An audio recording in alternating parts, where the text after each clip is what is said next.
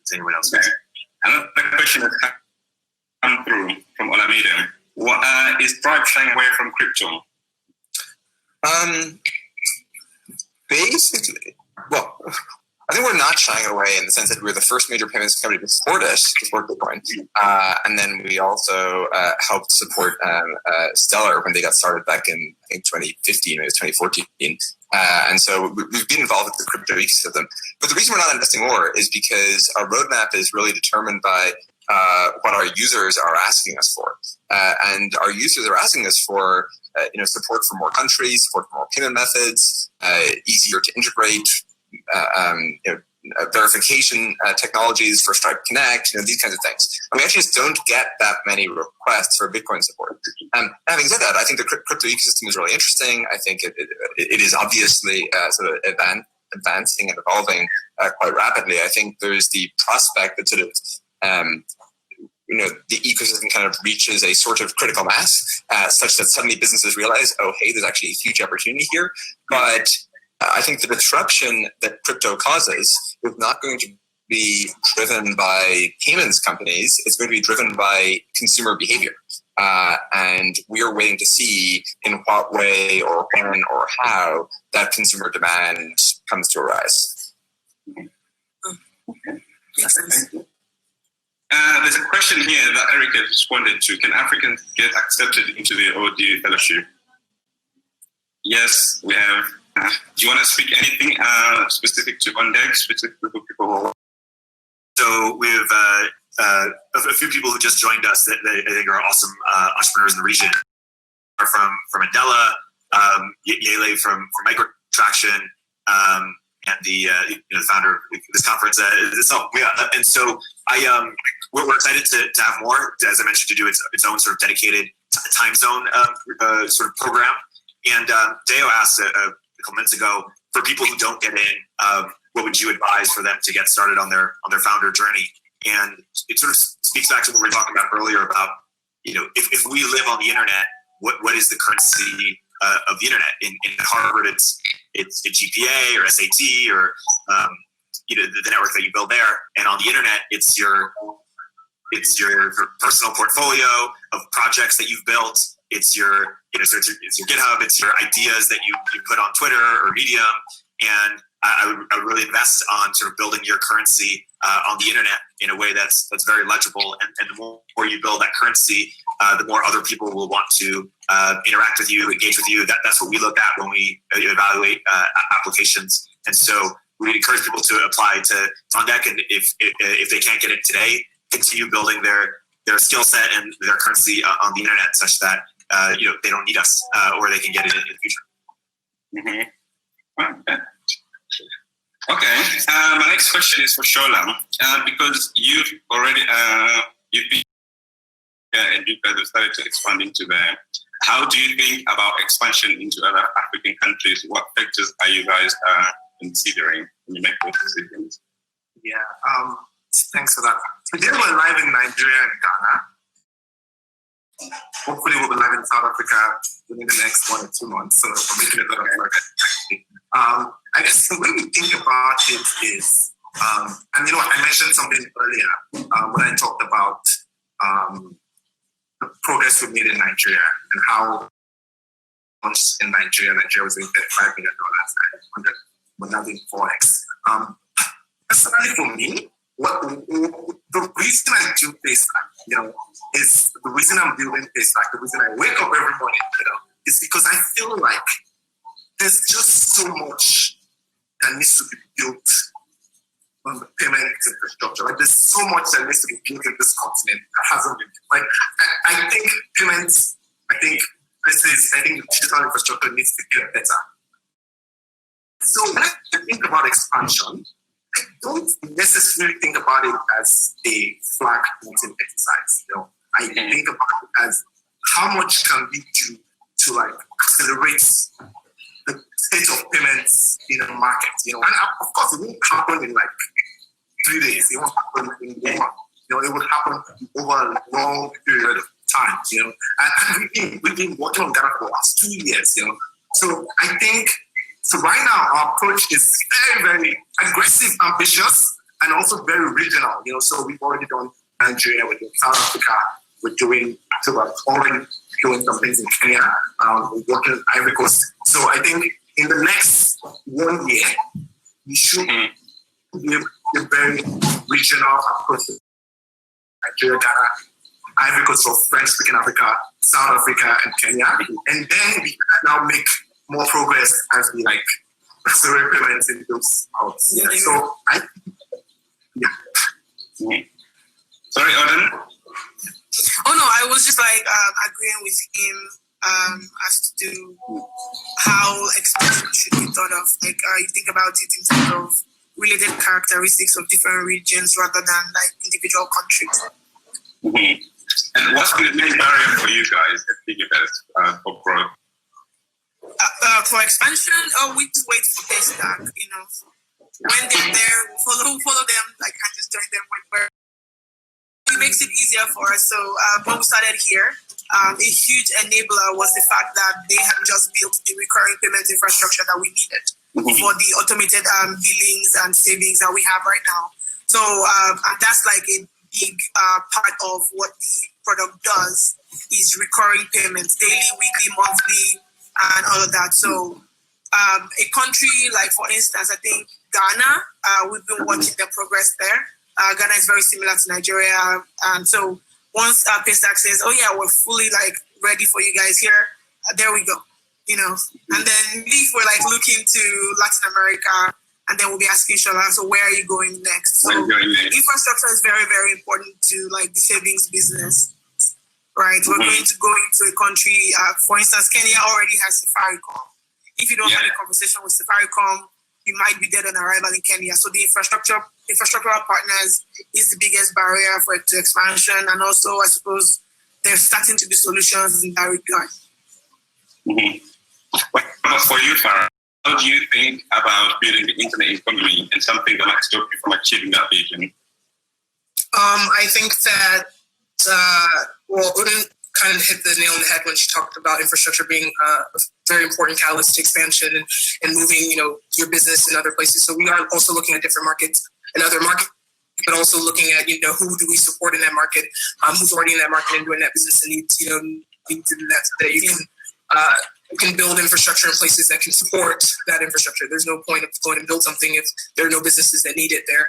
So looking at that, I think that's the one thing that, that you look at carefully, internet penetration, how many people are using data, what's the, what is the online banking penetration, USD penetration, so on and so forth in these places as you move. So I think that's one of the things that is, we're very excited about as well, because when you're solving those kind of problems, you can bring about not just help for the companies there that are doing it, but enable new set and a new generation of entrepreneurs and small business owners and legacy companies that want to get online. And I think that that for me answers the question. There was a question earlier for all of you. What kind of businesses are you? If you were to start a company now, what kind of sector would you be doing it after the event, which is COVID?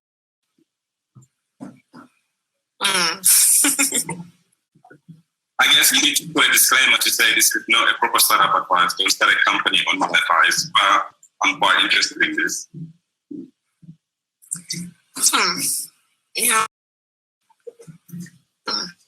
I'm just let other people answer. I'm not very good about finance. It's hard. For me, I personally don't know what else I would do apart from this. Yeah. It's just hard.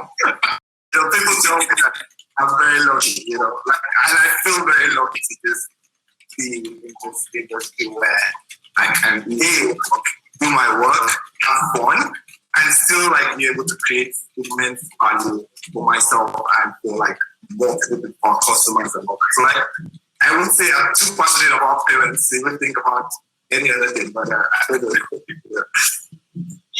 That is a non-answer. Okay. The first time was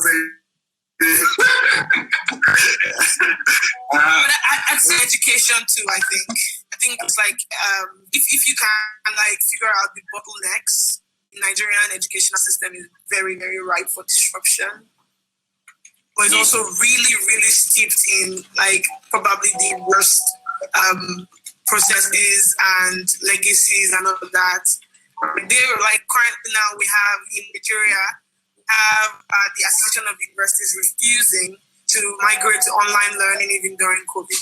So we have like things like that exist. I don't know if you have like this energy, and we have Sim Shagaya is already trying to do that with you lesson. So if you have like the energy and like the drive to really go for it, education can be it will be really big for Nigerians. Yeah, energy. You see that even in the energy sector, with companies trying to bring access to energy across Africa. Okay. Eric, Go for it. Two spaces I'm really excited about. The first one is education. As we were talking about, I think it really doesn't make sense for people to go back. And it's not advice, but if I was a kid going back to Harvard or Stanford in the fall, and so people are building alternatives to that, and we're excited about it. We invested in a homeschooling company that we're really excited about. And another area is consumer social. So again, living on the internet. I'm physically here in Arizona in sort of the middle of nowhere, and I'm seeing people in quite some time. But because of new or social platforms, I feel close to people. The sort of cliche right now in Silicon Valley and elsewhere is Clubhouse. But I think audio is a really powerful way to still feel connected to people in a way that text it doesn't, and in a way that even video it doesn't. And so I would sort of do two things. One is I would make a private version of Club, like just take all my Telegram groups, group chat groups, and be able to implement social audio functionality on top of that. I think that's a big company waiting to be built. And then also I would think about just unbundle, like we did a company that's like Discord for sports fans. Do sort of like game play-by-play analyses, game recaps. If you're a sports fan or you're a sports fan, you love that they just they just love talking about sports with their peers. And similarly with other sort of interest groups that I would sort of unbundle, Clubhouse meets Discord type of things. So that's maybe interesting. Okay. Well, I guess a quite specific one is I don't think it's business, but I sort of feel like our desktop operating systems, really our laptop, but kind of our non-mobile operating systems and our development environment are just not really making a lot of progress. And if you look at the best, in the 80s, if you compare the 70s to the 80s, the rate of improvement in operating systems, development environment, and so on, was so high, and then for some reason it kind of plateaued. And so I see that, for example, time traveling debugging is not more common, or that you can sort of dynamically instrument running processes more easily than you can, or just it feels like the process of software development is really sort of much more primitive than it should be, and you can kind of generalize that to the whole OS as well. I mean, I watched Apple's keynote earlier this week, and obviously they're doing all sorts of cool stuff, but they feel very consumer focused rather than focused on the creator, the maker, the developer. So that's kind of one. The broader thing, and this is maybe just a thing with everyone who brought up education, is I guess I'd maybe generalize or broaden it or something a little bit where, if you think of just kind of human capital development in the broadest sense, like how do we, one of the most helpful, and again, this is probably not even a business, but like, what are the best kind of ideas or mindsets or role models or understandings or mental models or whatever for people to have kind of about the world? I mean, I guess this is a question that anyone who's a parent kind of has to think about. And I often wonder, are there high impact interventions that one could pursue in that vein that would just be sort of Can you guys hear me okay? Very significant? Yep. I have no idea what the answers there are, but I think it's an interesting set of questions. Patrick, do you have what age group you're Hi, can you hear me? Yeah, I can hear you. That's great. So I don't know what the best stages to intervene at are, or whether age even matters. Like, hypothetically, you can imagine that it would work at any stage. Intuitively, my guess is sort of 10 to 25, but that's just intuition. I've never studied it. Ian, I think you're playing the other question, no? There are some children who are adopted from Romania. And if they were adopted when they were older than 36 months, then severe Now can you hear me? issues. I can hear you. Yes. How are you? I think it speaks to that. Good. Are you in San Francisco? I am. Where are you? Yes. I'm in Egypt. I'm in Alexandria. Thank you so much, guys. Alexandria. And like it's super early for you now? No? No, it's 1 p.m. Oh, okay. Cool. Yeah. It's super The late. conference. It's like 10. Oh, wow. The conference did start super early, so I was up at 5:30 this morning. No, 5:30. I would not get up at 5:30. What have you learned or what are you very proud of? Okay, so I think we're just missing Mwiya and Mark. No? Yeah, Mwiya. I've posted about it. Mwiya. Thank you. Thank you. Linked in the chat. We can think like a comprehensive sort of literature summary of that which has been published about it. I think that the TLDR is it's real, but probably not actually too sigma, which it is kind of what you'd expect. But importantly, there probably is a substantial effect size there. And questions from the audience, I actually have a lot, but I guess we don't have time into 3 minutes. The thing I did want to make sure to say is, I mean, obviously, thanks to the panelists for joining, but honestly, to all the organizers for putting this on in such a short notice. I know this was just an idea a couple of weeks ago, and so I think it's cool you guys made it happen so quickly. Yeah, we're very excited. There's 169 people here who are watching. I think everybody wanted to see Wiza. We're trying to be on to them, Wiza. We're trying to be Yeah. Make sure it's a timely event. That's all. Okay. The next session will be happening in 1 minute. Yeah. Sorry, Wiza? Nope. I was just waiting for you guys to wrap up. I wanted to let people know that the next session is around cities as platforms for transformation with Heba, Elhanafy, Iyin, Aboyeji, Mark, Lutter, Nolan Meyers, Mwiya Musokotwane, and Jay Serere. So once we're done here, you can exit this session and join the next session for cities. Just like leave this session in hopping and then join the other one. And then shout out to all of you guys who made the time to join this panel. It has been fantastic, really fun. I'm really excited to see the future of what's going to come out of this, and I'm very glad that you could make the time. Thank you so much Thank you, for having guys. us. Thank you. Okay, cool. We're still missing. Hey, E, how are you? I'm surviving. How are you guys doing? I'm having the most fun and surviving. What's Yeah, good? I'm loving this conference, man. It's really been fantastic. Hey guys. Awesome. I'm glad you Hi, are. Mwiya. How Wiza? Hello.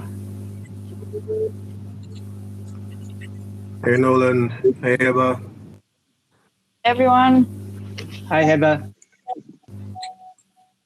Hello.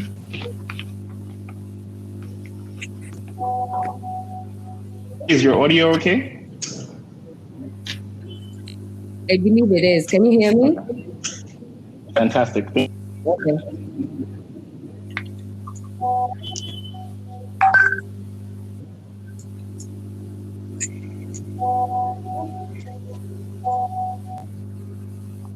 Huh? No, this one. Are we waiting on Mark now? Yep. Okay, let me text him. Sorry, I'm here. I hadn't clicked enter the conversation, but I'm here. Hi, Mark. Welcome. What's up, guys? Hey. Okay, so I think we can start in a couple of minutes.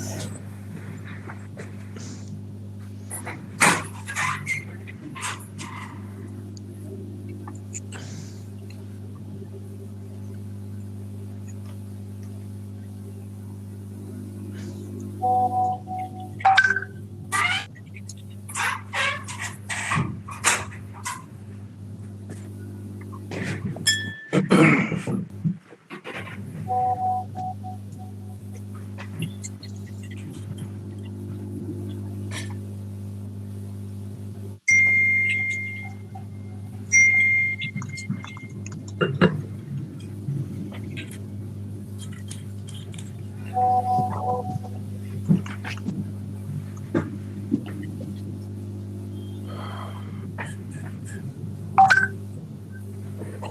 I think we can go ahead. Welcome everybody to the session. I would like to welcome the panelists as well. I would like to welcome everyone who's watching. And we want to make this session as interactive as possible. So please write right now which city are you from. Since we're talking about cities, we want to know which cities are watching. So tell us which city are you from right now. And I think we should start with a very quick round of introduction. First off, can you see me now? I think. Yes, I can see you, Heba. Cool. First off, my name is Heba. I'm from Alexandria. I'm an urban planner, developer, researcher, and equivalently, an architect. And I'm currently a researcher at the Institute. Great, and be excited to introduce. We have, and hopefully I'm going to get the name right this time, Iyin Aboyeji, and who's the co-founder. You can just I was not even close. Amazing. Who's the co-founder of Lutter Wave and Future Africa. Mark Lutter, the founder and executive director of Charter Cities Institute, and my boss, Nolan Meyers, the CEO of WGDB. Mwiya Musokotwane, I want to say, who is the CEO of C, and Nijri Suriri. I have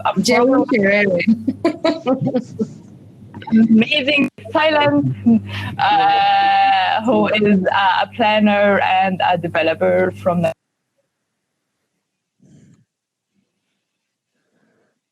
and I for start right now.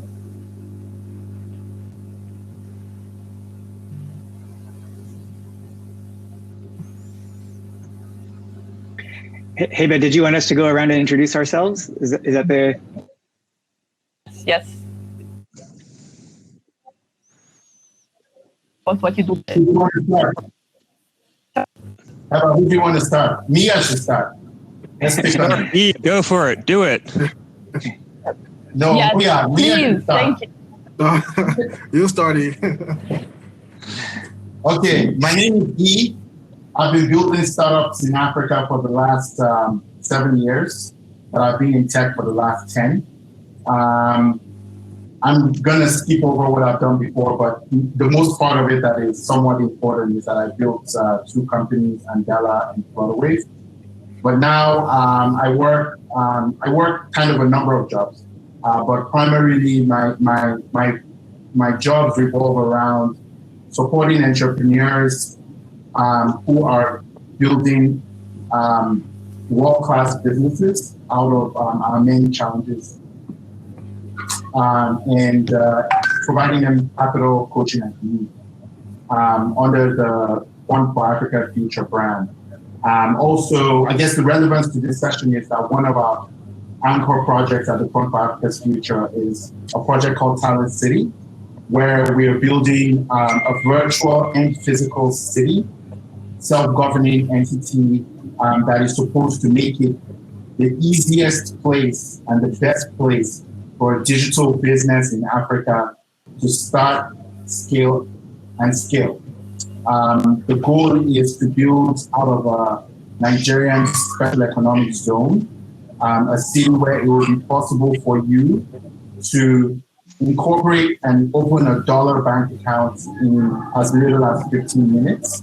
And then also you can ultimately move to the city to build your business. And I'll be happy to talk more about it as the conversation goes. Thank you. Cool. Nolan, do you want to go next?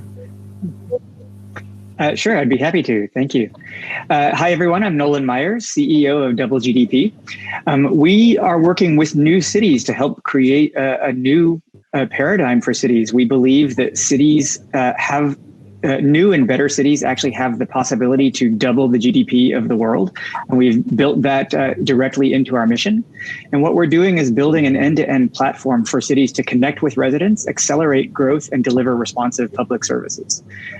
Working very closely with Mwiya on the Nkwashi project and partnering there, and also with Mark at the Charter Cities Institute on this big project. Cool. Honored to be here on a panel with you guys. Yeah. Thank you. Mwiya, you want to go next? Sure. My name is Mwiya Musokotwane. I'm a CEO of Tebe Investment Management. We are a developer. We're developing a new city in Zambia called Nkwashi. And Nkwashi is a satellite city to Lusaka, which is the capital of Zambia. Eventually, Nkwashi will be home to 100,000 people. Part of what makes Nkwashi I guess, unique within the context of new city developments is we are trying to build an economy here that is centered around knowledge creation and global remote work. So we recently launched Explore Academy, which is a talent accelerator, whose purpose is to train people to be software developers and digital designers, and then fund global remote work. And more recently, we've also launched Explore School, which is a K-12 primary and secondary school, which does all its teaching full-time, teacher-led, but online, remotely. And again, the goal there is to create an economy around education and knowledge, with the teachers eventually living in Nkwashi, but serving the rest of the world. So yeah, we're building effectively a tech hub in Zambia. Great, thank you for making the whole thing happen. Jerry, do you want to go next? Yes. So my name is Jerry Sherere. I am an urban planner based in Nairobi, Kenya, and I think I'm the only one who's not known to the rest of the panel. So forgive me for that, but I think we'll be able to correct that soon. So I am the partner Africa region for CityLinks. And as an urban planner, I believe that mine is not a career, it's a vocation. Also in Nairobi, we call ourselves plannerpreneurs. We're planners and we're entrepreneurs because we innovate solutions in the spaces that we're in. And we believe that African cities are basically the economic engines, cultural engines, and innovation engines for the places that we live in. So I'm looking forward to the conversation, and nice meeting all of you for the first time. Cool. Last but not least, Mark. Well, thanks. Nice to meet you and Jerry, and thanks, Mwiya, for organizing. So I run the Charter Cities Institute, and basically what we believe is that governance is very important to economic development, except governance can be somewhat difficult to reform on the national level sometimes. And so we focus on trying to reform governance on the city level, particularly with new cities, because Africa is urbanizing very rapidly. So a lot of new cities, like what Mwiya and E are working on, are being built. And so we partner with the city developers on the ground to basically help figure out how can we improve governance in the city, make it easier to start a business, make it easier to trade, make it easier to invest, et cetera, to help really, I think, supercharge economic growth. And hopefully the lessons from those cities can be carried over to the broader region, as well as the central government, to liberalize the economy and sort of create this virtuous cycle to continue economic growth and help alleviate poverty. Okay, thank you so much for the introduction, everyone. And I want to get back to the audience. There are a representation of a lot of cities, but Lagos, Accra, and Nairobi are on the top. So yeah, that's nice. So let's dive in straight into the first question. So the panel that we are talking about is called Cities as Platforms for Transformation. So the first question that comes into my mind, what is this transformation are we talking about?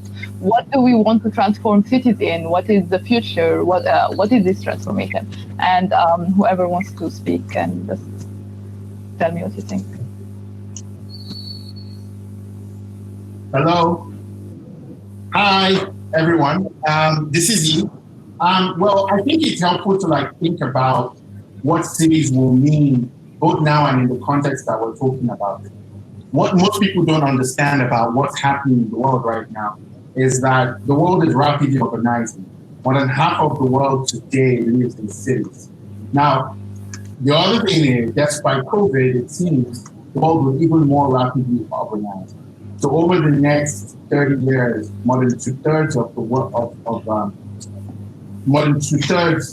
world will live in cities, and a third of that growth is only going to come from three countries, or you could say continents, right? One would be China, one would be India, and the other will be Nigeria specifically. But I think it's going to be the trend across Africa. And what a lot of people don't fully understand is that, that growth is under incredible strain because a lot of the cities that we currently live in today were built in the colonial era and are definitely not fit for purpose when it comes to a modern, thriving, urban society. They're not built for the realities of our today. A lot of them have narrow roads. A lot of them don't have even the space for broadband infrastructure. A lot of them are not smart. A lot of them, don't have adequate housing, decent housing. So there's definitely going to be a need to do that. And unfortunately, what we're seeing is a lot of what we call urban sprawl. So you see slums and shanties kind of pop up all over the place. A lot of cities are not properly planned and so on and so forth. So when we talk about cities as a platform for transformation, I think when you talk about the creative and economic energy that's coming out of despite the paucity of infrastructure that is in them, what you're talking about is how do we define a new mindset for what is possible in Africa in the way that we design and build our cities. And what is the purpose of a city? The reality is that most of our cities were built just as accidental trading posts. There was no intention with the building of the city. However, if you look at the rise of cities over the last, let's just say 20 to 30 years, you're seeing new capitals emerge like Hong Kong, like Singapore, that are devoted and dedicated to specific forms of trade. Now, if you look at also the numbers and you think about where Africa needs to go both from an industrialization perspective and a digitization perspective, you get the idea that the current cities that we live in today, their politics and design will not meet the requirements of the growth that we expect to experience over the next 30 to 50 years. And so the only solution, quite frankly, is building brand new cities. But this time we have an opportunity to build the cities with intention. And I think that's what this is a platform for transformation is. How can we build cities with more intention than we previously used to? Make sure that they are actually platforms of growth, they're platforms for businesses, they're platforms for employment, because that's why most young people are moving from rural areas to urban areas. Make sure they are properly spaced, to make sure they're built right to meet the needs of people, and so on and so forth. So that's what I think they're platforms of transformation. Platforms of transformation for the entire economy. I think if I may also add to what Iyin just said, if you look at the story of humanity over the last, as far as written record exists, it's been a story of cities, right? All the transformation that humanity has been able to experience has happened through the medium of cities. So they're enablers for progress in the sense that they bring together people with different backgrounds, skills, ambition, so on and so forth, who ultimately all want a better life for themselves. And so it facilitates for trade, it facilitates for exchange of ideas, which creates culture. And when there's a lot of inclusivity, right, that allows for innovation. So by their nature, cities are places where transformation happens. So whether that's the Akkadian Empire or Jericho, Alexandria, or Lusaka, or Lagos, that's where change is always happening. So within the context of Africa, as an example, more recently, all the liberation struggle movements largely happened or motivated by people living in cities. Why? Because they were cosmopolitan. They were able to exchange ideas, to coordinate, and to rally change.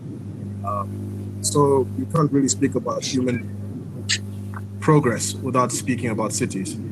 And like, look at what's happening here in Africa. We currently have a population of about 1.4 billion people today.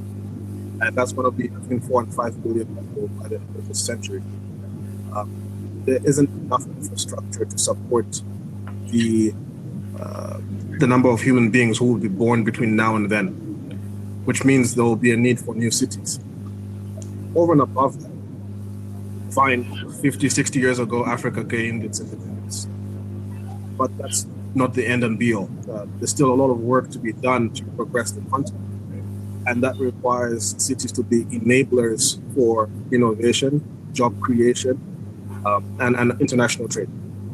If that doesn't happen within cities, it just won't happen. So any of the new cities which are built over the course of this next 80 years will have to take this front and center. It has to be part of the reason for existing. They have to create jobs that facilitate for both local, regional, and global trade. If they can't do that, they won't sustain the creation of livelihoods to support this in human life. Yeah, and I think to add on to Iyin and Mwiya's points, I agree with them. And to me, right, Africa has about 900 million urban residents. I know actually about 450 million urban residents today, and we'll add about 900 additional urban residents over the next 30 or so years. So basically, the urban population is growing extremely rapidly, and this presents both a challenge as well as an opportunity. It's a challenge, obviously, because you need to build infrastructure, you need to build all of these supporting ecosystems to ensure that the new cities provide opportunities. But it is an opportunity in the sense that, right, redesigning cities can be very difficult. You have a lot of existing stakeholders in terms of where the roads are, in terms of governance structures. It can be very tricky to redesign existing cities to make them more equitable, to improve the labor market, et cetera. But with new cities, if you are starting from scratch, there is the opportunity for a little bit more freedom in terms of how you design the physical layout, how you design the governance structure, how you do these things that, if done right, basically can have a lasting mark for generations. We're basically undergoing the, I think, final urbanization of humanity, right? The US is relatively urbanized, Europe is urbanized. Right now, particularly in Africa and Asia, we're seeing the final wave of urbanization happening. And if we get it right, this has positive effects for the next hundreds of years. If we get it wrong, we're kind of stuck dealing with the consequences of not having implemented some of the right structures. And because of that, I think it's quite important to think deeply about what it means to, I guess, get it right. And I guess to make the point maybe perhaps a little bit more explicit, I think what Iyin and Mwiya are working on in terms of building new cities, they're doing it, a lot of other people are doing it, and trying to develop a set of best practices, trying to develop a set of understanding to make sure that these new cities function effectively, and also can create job opportunities for, I think, a broad range of society is really going to be, I think, a crucial part of development over the next 30, 40 years.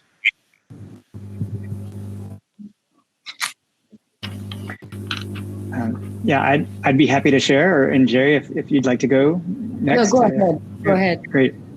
Yeah, thank you. So, we build software, and one of the things that I've been thinking about a lot in that transformation of what is the transformation that we're thinking about? One that feels very fundamental to me is what is the relationship that a resident has with their city? And we all have a relationship with our city. I've lived in San Francisco, I've lived in New York, I grew up in Houston.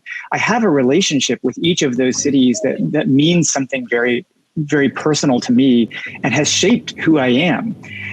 But at the same time, the relationship that I have with the entity of the city, there's like a value of the city that I relate to, but the relationship that I have with the city itself, with the administration of it, tends to be very bureaucratic and slow. Most of the actual interactions that I think most of us have with our cities are filling out a form and telling the city, for the nth time, who I am and where I live and how do I exist. and then filing something that may take weeks or months for it to actually happen, whether I'm opening a business or I want to register a complaint, or even if I want to register to vote. There are just so many bureaucratic processes that get in the way of a relationship. Technology today has made it possible for us to have much more dynamic, fluid relationships. I have a much stronger relationship with Amazon, or a much more interactive relationship with Amazon or with Apple than I do with San Francisco, even though I live here and I'm rooted here. And so from a technology perspective, I think that there's a huge opportunity to change the way that we think about our city. Why can't we get on the phone with the city or interact with them via chat, and they know who I am? I'm already logged in. I'm able to just ask the question that I have and get the answer that I want from the city. And I think that kind of thinking about the relationship that we have with our city, that will help the city learn from its residents, that will help the residents understand what the city is. And that kind of embodiment of trust and participation and partnership and mutual investment and success will lead to better economic outcomes, more opportunity, growth, and really sort of the kind of dynamic societies that we'd like to see in this century. So I think from a technology perspective, we think of ourselves as trying to enable that kind of relationship between a city and its residents. Okay, so Nolan, thank you very much for being the perfect segue into what I was going to talk about, which is how do we, when we talk about things like digital transformation, that has had a huge impact on African cities. So there's been a lot of talk about new cities, and new cities do not necessarily mean a new city in a physical infrastructure type of way. It can be a new city in the way you experience the city. It can be the same city, but your interaction with policymakers, with your fellow residents can be experienced in a totally new way. So what's interesting is that Nairobi is I'll just pick out a few African cities. Nairobi is 4 million plus residents. Kinshasa, 11 million plus residents. Lagos, I think for Lagos, they say they're 21 million and counting. Anybody who's from Lagos can correct me on this, but there's not an exact number. What I've noticed just from visiting different African cities is that with the advent of the use of technology for solutions, the way in which we navigate and experience the city has completely changed. So you'll be in the same city, get services in a completely different way, and that will change your experience and your interaction with the city. So my thing is, let's think about digital transformation and what that does for us, especially when it comes to our urban management.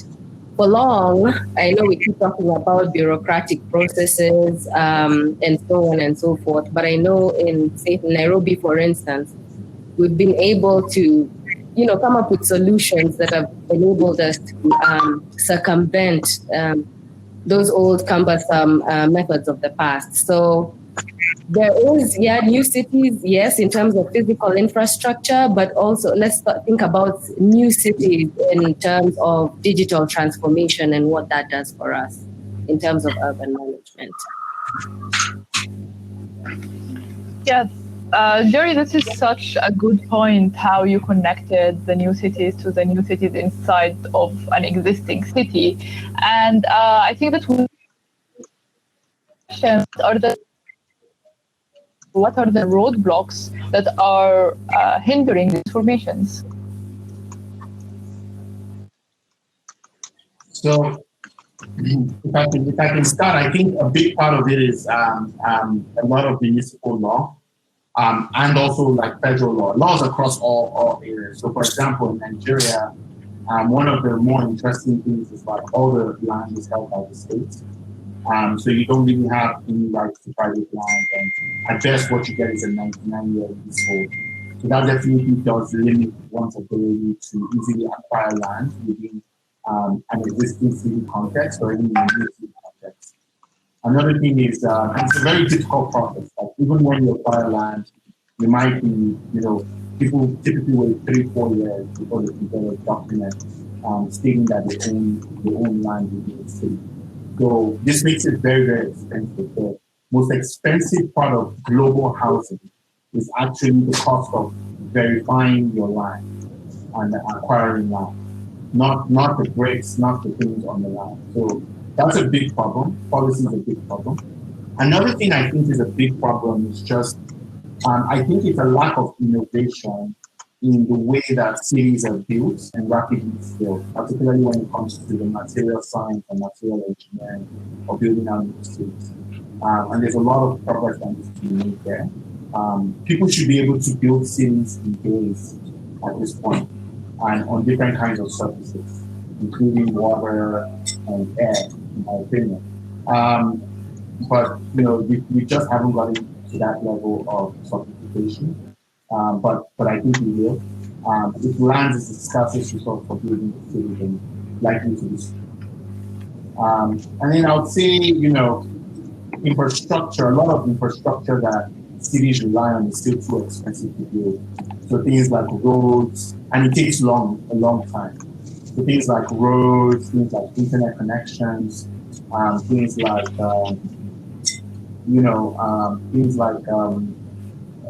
common spaces. And I think there's a lot of innovation that can be done there, like possible to identify a place and rapidly build cities. And then I think there is like a softer challenge, which is the challenge of purpose. One of the bigger challenges with cities is just like, Nigeria specifically has seen some new cities emerge over the last 20, 30 years, but they've largely been built around religious purpose. So people kind of go and create like an enclave called a covenant city, or like most of the church camp cities. But I think there is a big opportunity to create cities that are built around industries, company towns, if you can call it that. And I think back in the day, Shell and a few other large companies in Nigeria did try to do that, but I don't think we had anybody trying to do that. So, but Nigeria has a long history of building cities, specifically from Prescott Town to all sorts of other places, to Shell Camp, to all sorts of estates. I think, we've done enough there.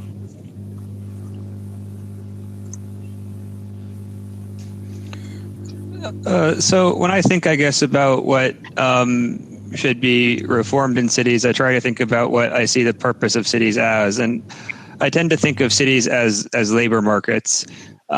Cities function effectively when there's an agglomeration of people, when they're able to specialize, when they're able to learn from other people, when they're able to interact, when you have these sort of spontaneous conversations walking down the streets with your neighbors, when you go to parties and meet interesting people, etc. Right? It is this function of having a lot of people able to live and be in one place that makes cities so special.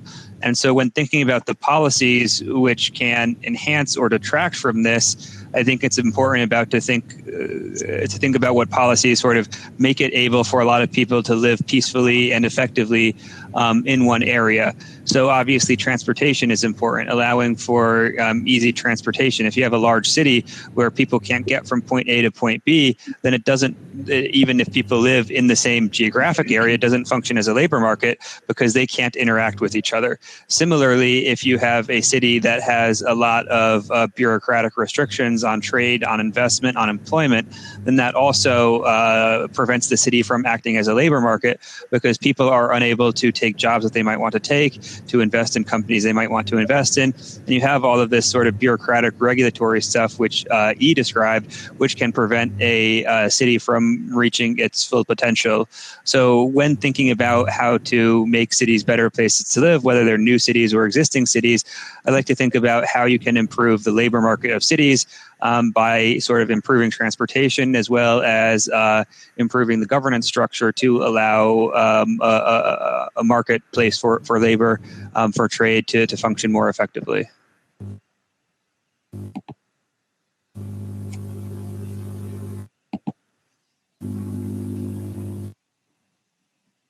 I think Mark and both spoke to the fundamentals, and I think part of what enables the transformation is a much more for lack of a better term, I guess, intimate relationship between residents and their city administrators. And right now, that free flow of information doesn't really happen. The only way that city administrators typically learn whether they're doing a good job or not is when an election happens. By the time that occurs, it could be 4 or 5 years of poor governance, and mistakes have been made. So the election cycle informs the policies in a sense. Whereas if there was a more interactive relationship between the two parties, there'll be a feedback loop that'll be created, which will enable constant understanding as to what residents need time. And I think that's where people like Nolan become increasingly important going forward, in that they will facilitate for that type of engagement, right? So people like or myself, or even like mainstream cities, like Lusaka, for example, or New York, if they were to employ this technology, would be able to understand exactly what their residents need and want.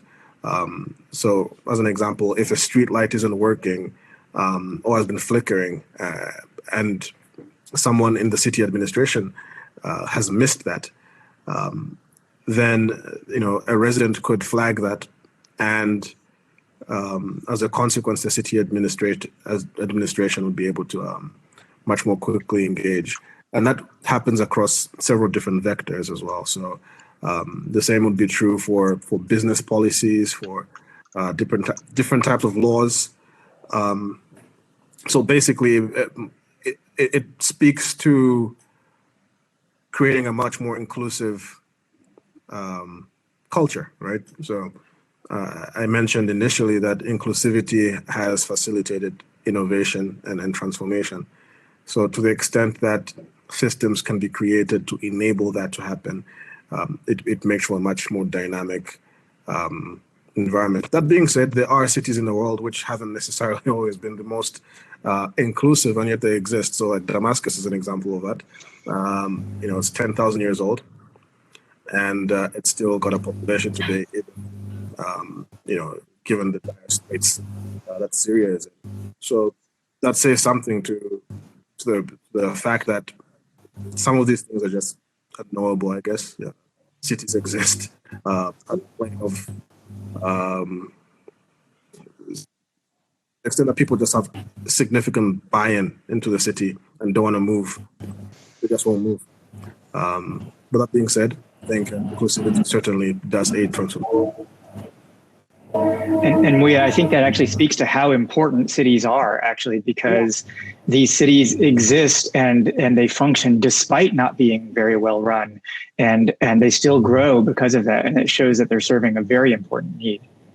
Heba, you asked about what hinders the transformation, and there are just so many aspects that I think Iyin and Mark and Mwiya have all touched on, and I think there are legislative, there are political, there are capitalization, there are business model challenges.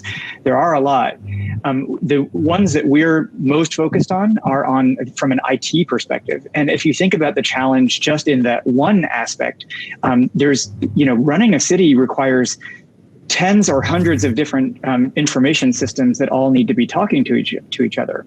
And I talked about the challenge of the bureaucracy, and a big part of that is just that each organization or each department within a city still functions in a silo, and the information that you collect in one department may not be at all related to or connected to information that you collect in another department.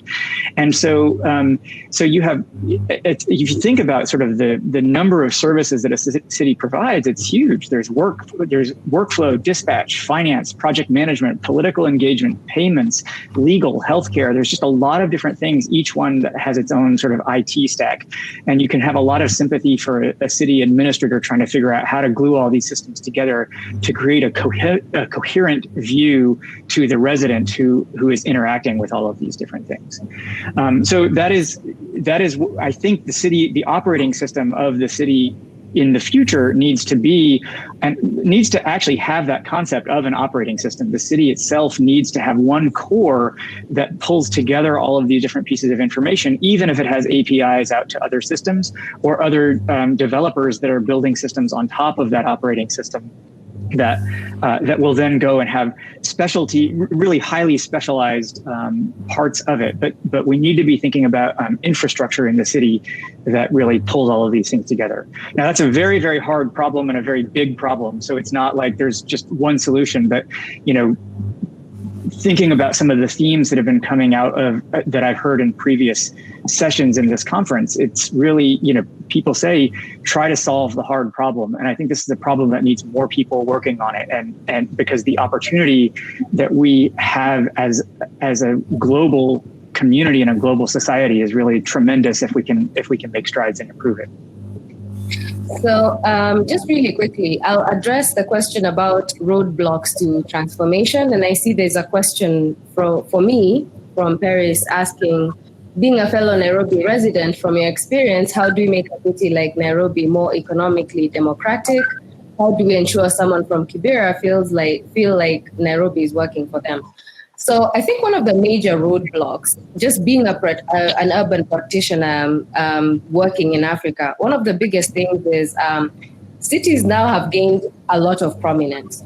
So whether in Lagos, it's almost as if Lagos, I don't want to be politically incorrect, but cities have almost taken the place of countries when it comes to having a place at the negotiating table.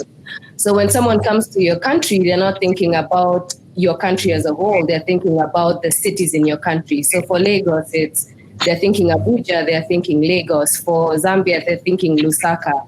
If you're in Tanzania, they're thinking Dar es Salaam. So cities actually have a big place at the, you know, kind of like the negotiating table. And I will tell you, one of the biggest challenges we have is this rent-seeking behavior.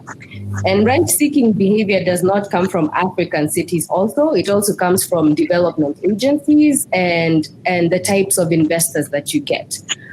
So what we have is, in terms of infrastructure, you have competing interests. And so if a city, for instance, is looking for a comprehensive solutions, there'll be different interests coming to the negotiating table and competing and saying, hey, look, if this is the solution you want, if it's an integrated solution, we don't want that. If this other person with this other solution is going to be at the table.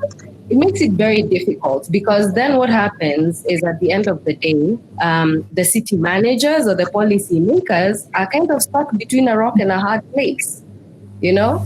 And I will tell you, the biggest problem sometimes is development agencies, because development agencies come with an agenda, they come with funding, and the funding and the agenda will not be followed up with if there's another development agenda and another person at the table. So I think it's time for African cities to really, really, really put their foot down. I mean, as you know, residents of African cities, we need to decide what we want and then say that this is the solution that we want, so that if competing interests come to the table, then we're able to say, look, there's a place for you here, there's a place for you there, but we will not accept unilateral solutions. I think that's really important. Which brings me to the next thing about, again, what soft solutions do for us. So, and sorry, in my industry, IT is kind of seen as a soft solution because it can't be touched. It's not a road, right? We've had very, very, very good experiences in Nairobi, particularly when it comes to liberalizing information. So unfortunately, again, in many African cities, if you are not, I think in Europe and in the US and in other global cities, it's very easy to go online and get information and make decisions based on information, right? A lot of the information here is hidden or is set aside. So my biggest thing is, let's liberalize information, access to information. Let us see what opportunities there are in kind of digitalizing things, digitalizing education, information, and that sort of thing, giving a voice to residents so that they're heard before the internet, before handhelds, before phones. It was very difficult to get complaints, along to your representative. Now it's become a very simple thing to do. So even as we're thinking about maybe the hard stuff, let's also think about the soft stuff, and let's also speak up about where money comes from and what money does, and decide that we're the ones who are going to decide how that money is utilized. Because at the end of the day, when it comes to big infrastructure projects, we're the ones who are going to be paying for it. In terms of policy, we rarely get a voice when it comes to, which project is funded, which one is not funded.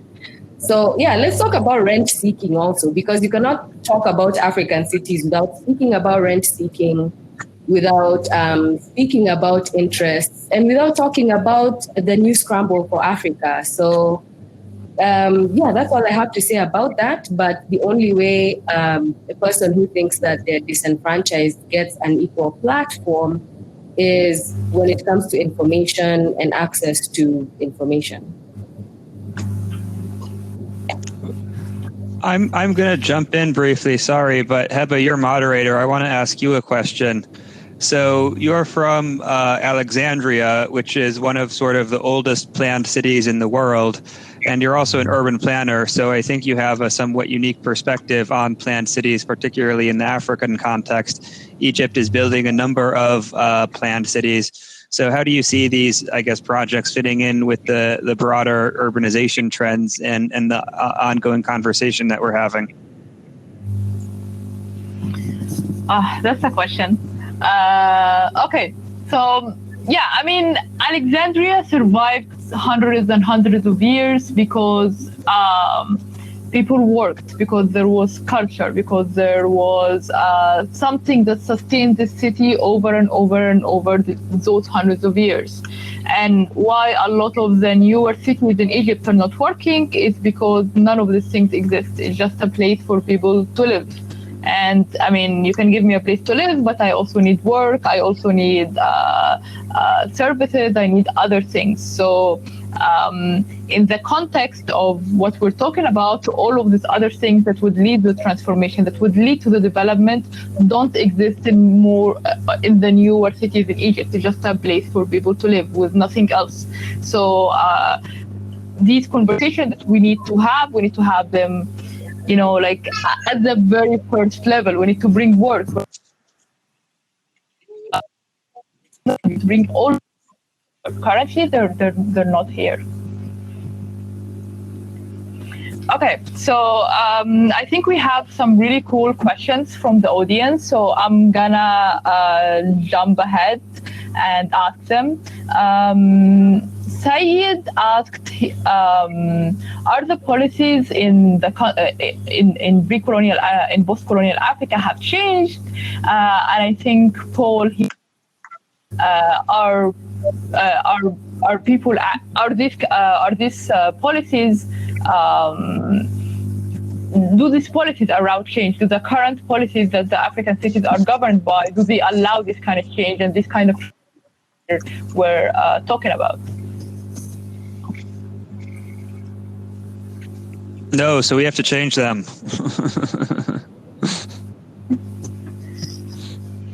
Simple and straight to the point. Yeah. I'd like to offer a thought on that as well, because I think it's so right on. I think that it's absolutely essential that you start with good policies that enable cities to take place. And this is actually, I think, when I sort of step back and I think about the big problems in the world right now, I think most of the hardest problems in the world right now are essentially political problems, not scientific or technological problems. We have, there is no lack of capacity to be able to create enough food for everybody in the world to eat, or to have access to decent healthcare, or to have a good place to live, or to have a job opportunity. There's plenty in the world to go around. But the challenges are actually in being able to align around the politics of aligning around a goal and getting people engaged in solving that goal. So I don't mean politics necessarily as 100% government, but just politics in the true sense of the word, of being able to say, get people aligned around a particular goal, help them approach solving that goal with a sense of possibility and optimism, and then help them connect with what's the very next thing or the contribution that they can make to advancing that goal. The thing that I love about cities is I think that cities are the place where all of these things can come together. I think national politics are too ideologically driven to be able to necessarily agree on the goal. But like within Kwashi, the city that Mwiya is building, you know, the goal is to build a place that's a better place for people to live, work, learn, and play. And that's something that everybody in the Nkwashi community can agree upon and start taking steps today towards doing that. So I think that cities are small enough economic units that to align people around pragmatism and around sort of working together to get something done, and yet they're big enough to have huge impact when you get it right, and they can really transform the world. So, and I think this, you know, and Jerry, you talked about how cities have gained prominence, and I think it's absolutely right. And I think that we need to build on that trend and have more cities that are gaining prominence. I think that's really what's going to bring about the doubling of the GDP of the world, and bring about sort of the vision that we want, that I think so many of us want to see for the world. Yeah, I agree a lot with what Nolan has said. And there's something that Njiri said on regarding rent seeking, which I think is extremely true. So a few years ago, Elon Musk tweeted something around about the absurd cost of building things. And I think he's speaking about engineering costs and architectural costs. And basically what he was saying, which has been my experience, is that a lot of the way consulting fees are structured is quite frankly absurd, right? So it'll be a percentage of the entire cost of the project, regardless of the time spent on the project. And what this does is that it creates a lot of incentive for bad behavior. So as an example, number one, it creates incentives for consultants to float the cost of the project. Number two, within a situation where you don't have a lot of open competition, it also tends to create price fixing. So I'll give an example. In Zambia, the cost of building a road, this is a state road, will typically range on the lower end at $500,000 per kilometer, and that would be like really, really, really, really cheap. Right? And on the upper end, upwards of $1 million per K to even $2 million per K. Now, granted, the different types of roads, so there's one must make a distinction between the highway and a township road. But even despite that, township roads still cost about $500,000 in this particular country. We know from experience that a road of that sort costs less than a road. So you're talking about 5x on cost. And if you go to any contractor, that's going to be the starting price, right? And if you know how to build a road, you can say, well, we actually know that the economic cost should be closer to 100K, and that then drives the price down. But generally speaking, if you don't know what you're doing, the prices will just generally be, higher. And that's, one of the reasons why you aren't seeing as many cities being built. It speaks to rent-seeking behavior. So it's a big binding constraint on the development on the transformation of existing cities and the development of new cities. Because of the pricing information that's out in the public arena is quite frankly usually wrong.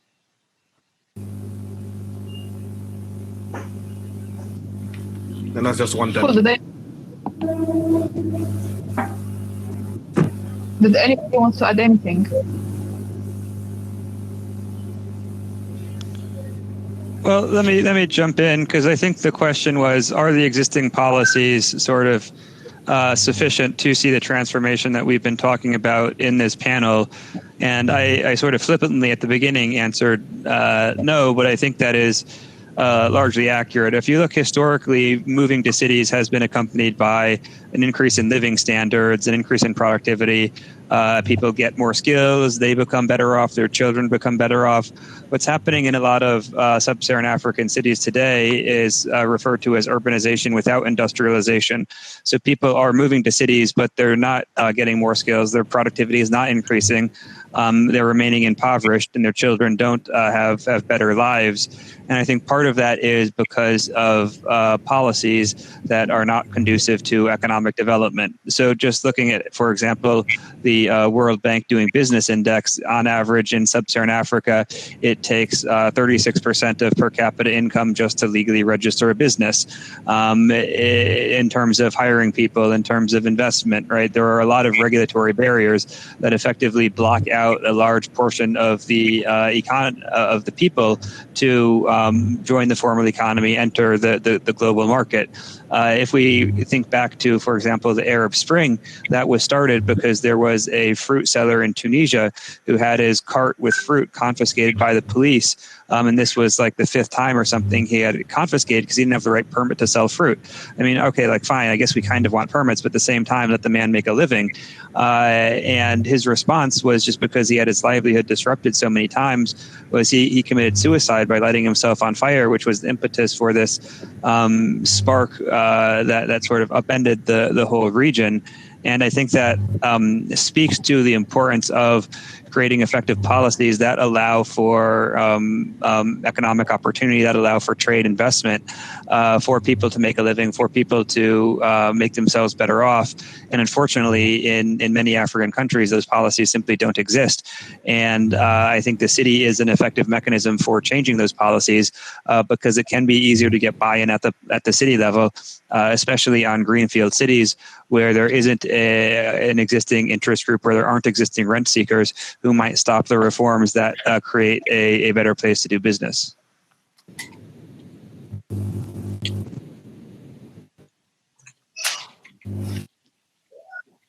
Mark, I also want to add that I think the work that you're doing on creating templates for legislation and best practices is, I think, probably some of the most innovative and best way to help address the legislation. People don't have to create it from scratch. People can say, look, you have a charter city set up that has a default set of rules that you don't have to create from scratch.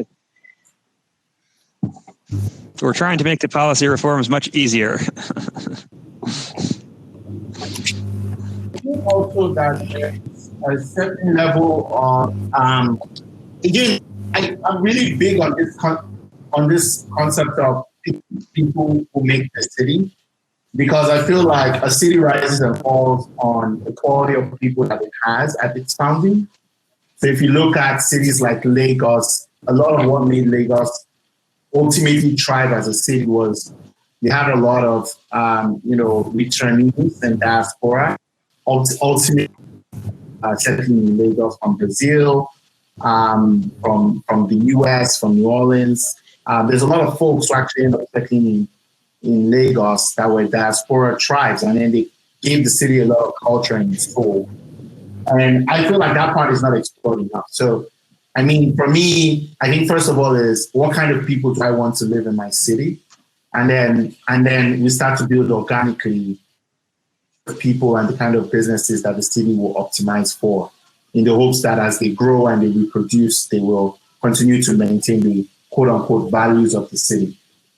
I think that's over on the a lot of people look at cities as just real estate projects. And I don't think that's really the case. If I may go, I have to totally agree with that. Cities just aren't concrete and mortar. I think there are a lot of people who refer to the city as, what's the heartbeat of a city?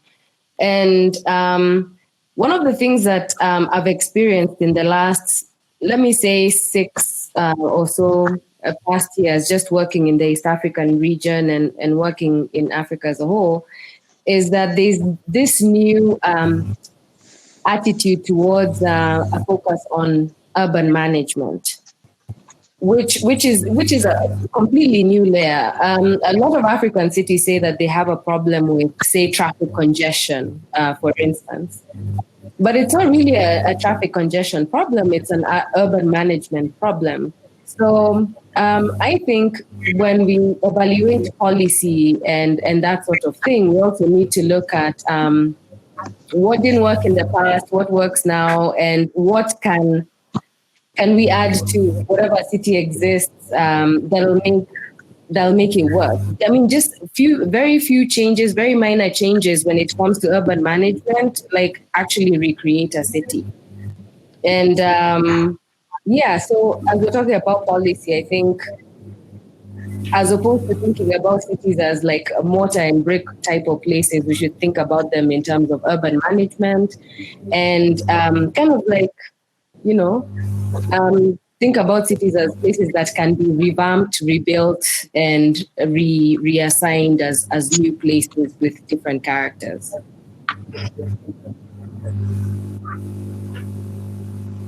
And can you explain, and Jerry, can you explain the insight that that differentiates between traffic versus urban management? Yeah, that's a simple one. Just because I'm from Nairobi, I'll give a Nairobi example. I don't want to talk about other cities. I've been to Lagos and I have an answer for them, but that's a side conversation. So one of the problems we have in Nairobi is that we keep saying Nairobi is congested, but we're only a city of a daytime population of about 4 million. And so Lagos is 21 million, I heard, and their traffic issues are almost similar to our traffic issues, yet we're only a city of 4 million. The problem is that we have traffic police where our traffic lights should be, and our traffic police are not traffic engineers. So they actually cause the traffic snarl-ups that we have. The other thing is that Nairobi is the hub for it's basically the hub for all road transport around the country. So it doesn't matter what side of the country you're coming from, you'll end up in Nairobi and then you'll connect somewhere else. So something as simple as just rerouting cross-county travel actually helps that. During COVID times, right now, Nairobi is on lockdown. So people from other counties can't come into the city of Nairobi.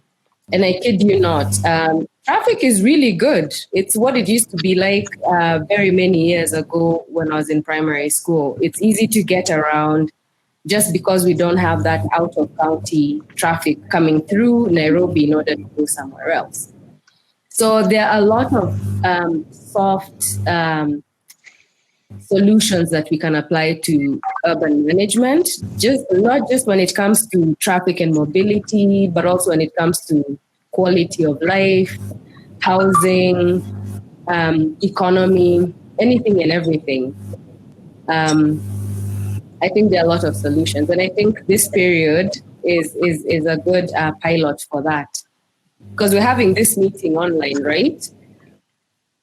If it was in the old days, you'd all fly into Nairobi and we'd have to get you a hotel room and, find a conference center in order to have this conversation. But now we have further reach. We're able to reach more people. And I think this is important. This is an important lesson.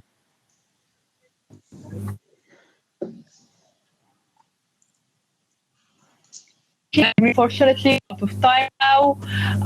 So I want to thank all the panelists. I want to thank everybody who asked questions. The questions are amazing. Please, if you have the questions and you want to ask them to the panelists, LinkedIn.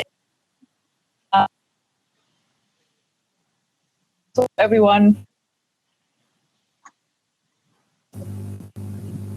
Thank you, everyone, for joining. That concludes our session on cities as platforms for transformation. Our next session is starting, which will be early stage investing in Africa, early stage investing Africa versus US, moderated by Kaz Shirley.